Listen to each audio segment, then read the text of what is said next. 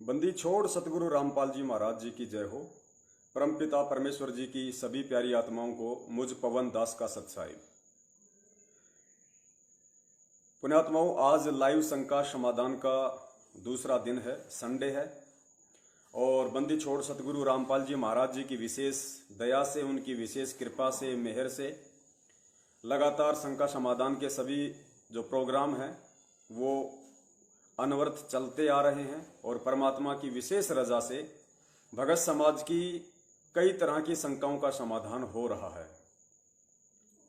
आज जैसा कि कल परमात्मा ने शनिवार को बुलवाया था कि आज का शंका समाधान के प्रोग्राम का जो विषय होगा वो सतगुरु रामपाल जी महाराज जी के द्वारा दी जाने वाली जो शत भक्ति है, उस शत भक्ति में जो पांचों यज्ञ हैं और उसके विपरीत अन्य कई प्रकार की जो क्रियाएं हैं भक्ति मार्ग की, उन सब के विषय में परमात्मा सहसबूत खुलासा करवाएंगे। सन 2014 बरवाला कांड के बाद में सतलोक आश्रम मैनेजमेंट हरियाणा के द्वारा देश विदेश में, गांव नगर शहर में जितने भी फर्जी नामदान केंद्र खोले जा चुके हैं और जितनी भी पुण्यात्माएं उन फर्जी नामदान केंद्रों से, देखो हम इनको फर्जी नामदान केंद्र केवल इसलिए कह रहे हैं क्योंकि सन 2014 बरवाला कांड के बाद में सतलोक आश्रम मैनेजमेंट हरियाणा यानी ये वो संस्था है, ये वो व्यक्ति हैं जिन व्यक्तियों की गलतियों के चलते, जिन व्यक्तियों के मनमाने आचरण के चलते संत रामपाल जी महाराज जी आजीवन उम्र कैद की सजा में हिसार जेल में हैं। और इन्हीं व्यक्तियों के द्वारा जेल में रहते सहते सतगुरुदेव जी के आदेशों की आड़ में देश विदेश में लगभग 300 से ज्यादा फर्जी नामदान रूपी दुकानें खोल रखी हैं। और गुरु जी के आदेश बता बताकर अपना धार्मिक धंधा इन लोगों ने चला रखा है। पिछले 5 वर्षों से इन लोगों ने अरबों में खरबों में देश दुनिया को लूटा है, दान के रूप में, ज्योति के रूप में, पाठ के रूप में। इसलिए हम इन नामदान केंद्रों को फर्जी नामदान केंद्र कहते हैं, क्योंकि भक्ति मार्ग में जब तक गुरु का आदेश नहीं होगा या जब तक गुरु का आदेश नहीं सुन लिया जाएगा और उसके विपरीत यदि उसी गुरु की आड़ में कोई इस तरह का मनमाना आचरण करता है तो वो परमेश्वर कबीर साहिब जी के सत भक्ति मार्ग में नहीं चलता। आसाराम जी के मार्ग में चल सकता है, राम रहीम जी के मार्ग में चल सकता है या अन्य संत महंतों के मार्ग में चल सकता है, लेकिन कबीर परमेश्वर जी के सत भक्ति मार्ग में ये पाखंड, ये ढोंग, ये ढकोसले नहीं चल सकते। और यही कारण है कि आज ज्यादातर संगत इन फर्जी नामदान केंद्रों का विरोध करने लग गई और वो भगत भी विरोध करने लग गए हैं जिन भक्तों ने, जिन भोली आत्माओं ने अनजाने में अज्ञानतावश इन फर्जी नामदान केंद्रों से नाम दीक्षा ले ली थी। आज वे आत्माएं पुनः सतगुरु रामपाल जी महाराज जी को दंडवत प्रणाम करके, उनसे क्षमा याचना करके कि हे परमपिता परमेश्वर, हम नाम दीक्षा लेने से पहले आपके सत्संगों की इतनी गहराई में नहीं गए। हमारी ये गलती थी कि हमने नाम दीक्षा लेने से पहले ये जरा भी विचार नहीं किया कि जिस महापुरुष से मैं नाम दीक्षा लेने जा रहा हूं, जिस महापुरुष के अनमोल वचनों को सुनकर मेरी आत्मा ने नाम दीक्षा लेने के लिए मुझसे कहा है, वो महापुरुष जेल में क्यों है, उसके पीछे का रीजन क्या है, कारण क्या है। मैं अपनी अज्ञानतावश उस कारण में नहीं जा पाया जो मेरी मूर्खता थी, मेरी नासमझी थी। लेकिन परमेश्वर, आज जब मुझे हकीकत का पता चला तो आज मैं आप जी से क्षमा प्रार्थी हूं अपनी उस महाभूल के लिए। और परमात्मा, मैं आप जी से दंडवत ये विनय करता हूं, विनती करता हूं, प्रार्थना करता हूं कि हे सतगुरु, आप जी का जो नाम है, नाम आप जी के दास ने मुख कमल से लिया है। भले ही नाम दीक्षा देने की जो विधि है इन लोगों के द्वारा, क्योंकि ये अनाधिकारी लोग हैं, ये कुपात्र लोग हैं, ये वही लोग हैं जिनकी गलतियों के चलते आज पिछले 6 वर्षों से आप जेल में यातनाएं सह रहे हैं। तो भले ही ये लोग अनाधिकारी हैं, इनको आदेश नहीं है नाम दीक्षा देने का डीवीडी से या ऑनलाइन, लेकिन परमेश्वर नाम दास ने भले डीवीडी से लिया हो चाहे ऑनलाइन लिया हो, नाम आप जी के मुख कमल से लिया है। तो परमात्मा, आप जी का नाम फर्जी नहीं हो सकता और ना ही आपका नाम फर्जी है। अगर कोई फर्जी है तो अनाधिकारी होते हुए ये कुपात्र लोग हैं जो आपकी डीवीडी का अपने धार्मिक धंधे के लिए मिसयूज कर रहे हैं। तो परमात्मा जब तक आप हिसार जेल से बाहर नहीं आ जाते हैं तब तक ये दास आप जी ने मुझे डीवीडी के माध्यम से जो भी मंत्र दीक्षा दी है और जो भी मुझे नियम बताए हैं भक्ति मार्ग के, मैं उन नियमों में रहते हुए जब तक आप हिसार जेल से बाहर नहीं आ जाते हैं तब तक मैं उसी नाम का जाप और अपना काम धंधा करता रहूंगा जो नाम अज्ञानता में मुझे मिल चुका है। और आगे का नाम चाहे सतनाम हो या चाहे सार नाम हो, परमेश्वर मैं जब तक आप हिसार जेल से बाहर नहीं आ जाते हैं तब तक इन मनवश लोगों से मैं लेने की सोचूंगा भी नहीं। तो पुण्यात्माओं, उन आत्माओं पे फिर वो परमेश्वर दया करता है, वो परमेश्वर प्रसन्न होता है ज्ञान आधार पे चलता हुआ देखकर, और फिर परमात्मा दया करते हैं, उसके नाम को परमेश्वर सुचारू रखते हैं। उस पुण्यात्माओं को फिर उसके भाव, श्रद्धा और विश्वास के बलबूते पर उसे वो सभी लाभ भक्ति मार्ग के परमेश्वर देते हैं जो लाभ भक्ति मार्ग के एक मर्यादित उपदेशी भगत को परमेश्वर दिया करते हैं और दे रहे हैं।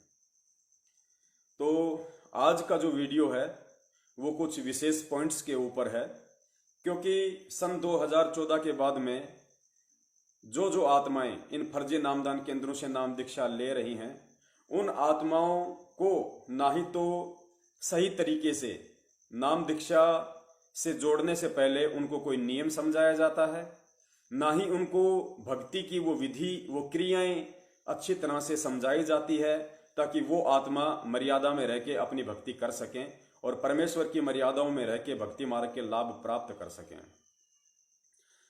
ये सर्वविदित है और दास के पास तो इतने फोन आते हैं उन आत्माओं के जो 2014 के बाद नाम दीक्षित है।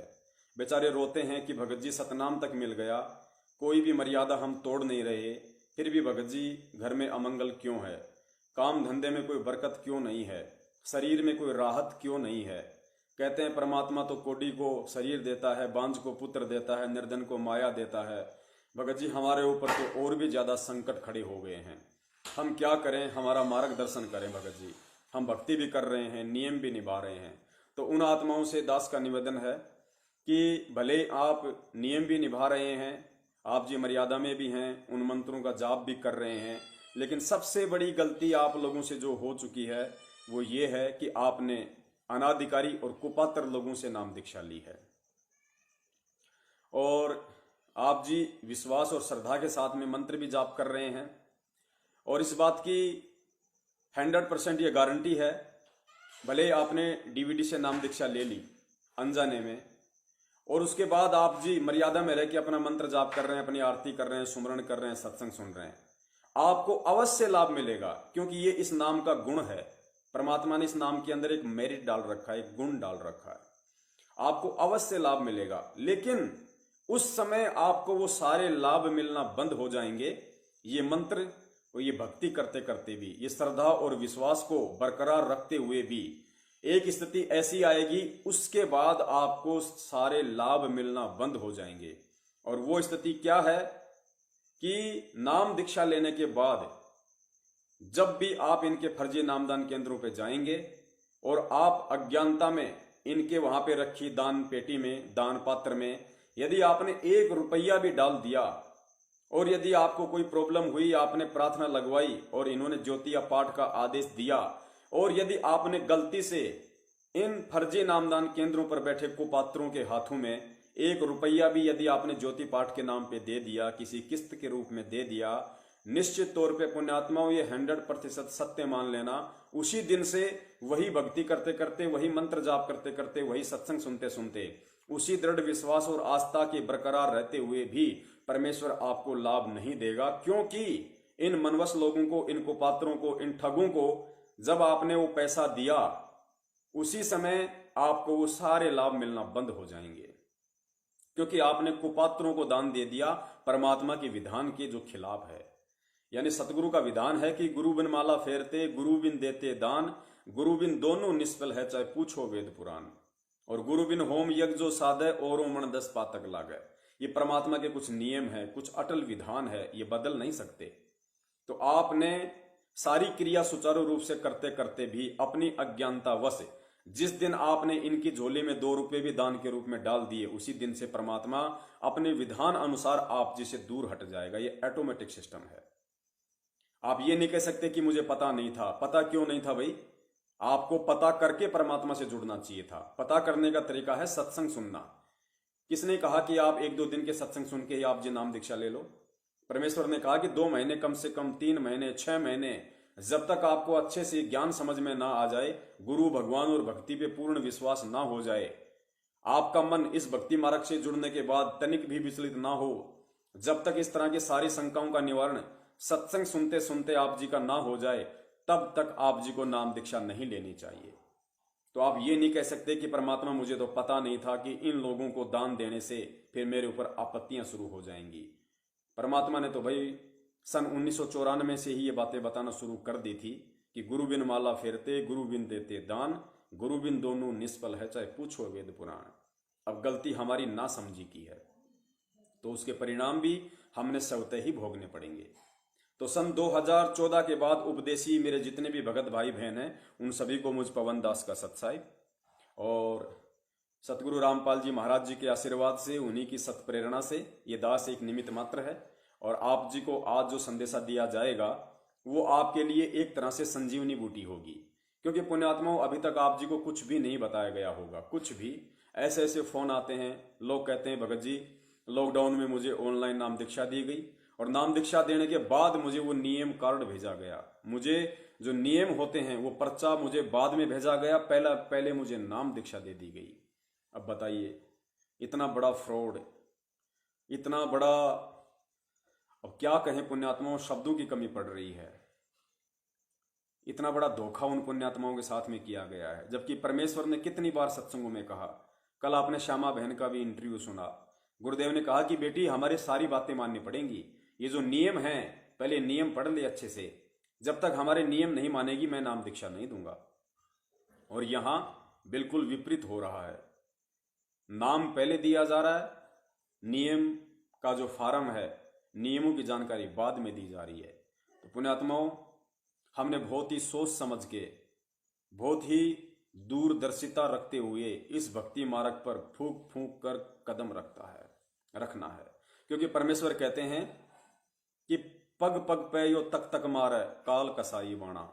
ये काल भगवान इस सत्य भक्ति मार्ग में आने के बाद तुम्हें तोड़ने की हर संभव कोशिश करेगा, हर संभव प्रयास करेगा।